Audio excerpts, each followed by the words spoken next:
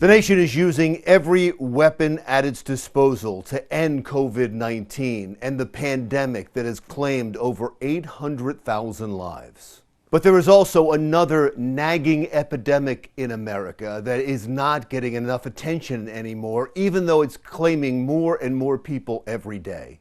The opioid crisis only worsened during the COVID-19 pandemic. There have already been over 100,000 opioid deaths in America in 2021. That is the most opioid deaths since the addiction epidemic began. 2021 was up over 30% over 2020, which also set a record to show you this epidemic is growing exponentially.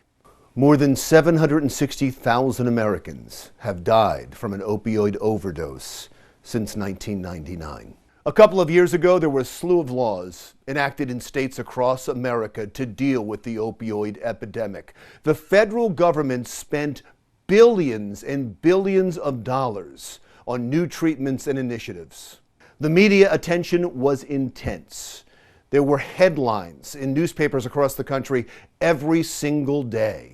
And local television stations had special reports and town halls seeking a solution. And then COVID arrived, and all of the opioid coverage and caring went away. The crisis didn't go away. In fact, it got worse, with dozens of people dying from overdoses every day. No, it didn't go away. We just stopped caring when the media stopped covering it. But these people, they can never stop caring about it.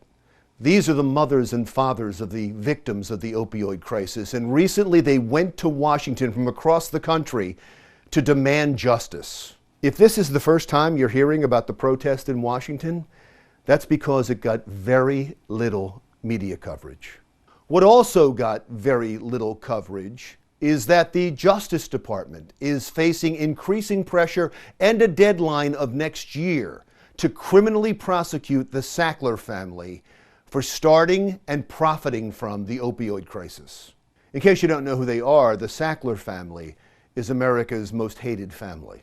The Sackler family owned the Purdue Pharmaceutical Company, the company that created, produced, and introduced OxyContin to America in 1995. It was the first opioid pill for pain. Purdue then either bought off or threatened America's doctors, government officials, and pharmacies to push and overprescribe OxyContin to patients. They also falsified studies to show that OxyContin wasn't addictive. The DOJ investigation just took too long. It took well over a decade to prove all of this, and during that time, hundreds of thousands died, and Purdue profited to the tune of $30 billion. An investigation that was brilliantly described and portrayed in the book Dope Sick, which was also a Hulu streaming series. A sales rep from Purdue Pharma told me that they had a new drug that was very effective in combating pain. Pain was becoming a big buzzword at the time. There was a nationwide movement to rethink the treatment of pain. Did Purdue Pharma spearhead this campaign? I believe they did. I don't know if it was them in particular, but their sales reps brought it up repeatedly. The sales rep said the drug was different because it was basically non-addictive. Had you ever heard of a non-addictive opioid? No, sir, I had not. And did he tell you what percentage of patients became addicted? That was the key to the whole sales pitch. He said less than 1% became addicted. I urge you to watch the Hulu limited series, and when you do, you'll understand why the Sackler family is so hated and why they should be in jail. Purdue Pharma has been dissolved in bankruptcy proceedings and was fined over $8 billion after having to plead guilty to 3 felony counts of fraud. But the Sackler family walks away with almost 3 times that amount of money.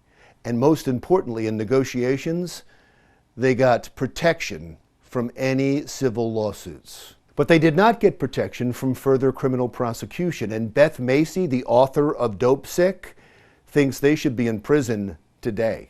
What crime can you name in the nation that has killed more people and has left fewer families touched. We now have a third of American families have experienced opioid addiction and the overdose crisis. People have done time in prison for selling marijuana, and yet a family of the nation's most deadly drug pushers are rich, happy, and free after profiting from the deaths of over 500,000 people. I will keep doing these commentaries on the opioid crisis and on the Sackler family because it deserves your attention. In the meantime, I urge you to either read the book or watch the Hulu series, Dope Sick. And when you do, you're going to realize that even though we don't have any hard evidence that the COVID-19 virus was manufactured in a lab, we do have evidence that the opioid epidemic was manufactured in a lab and it was no accident, and the criminals responsible should be prosecuted to the fullest extent of the law. I'm Larry Menti. We'll talk again soon.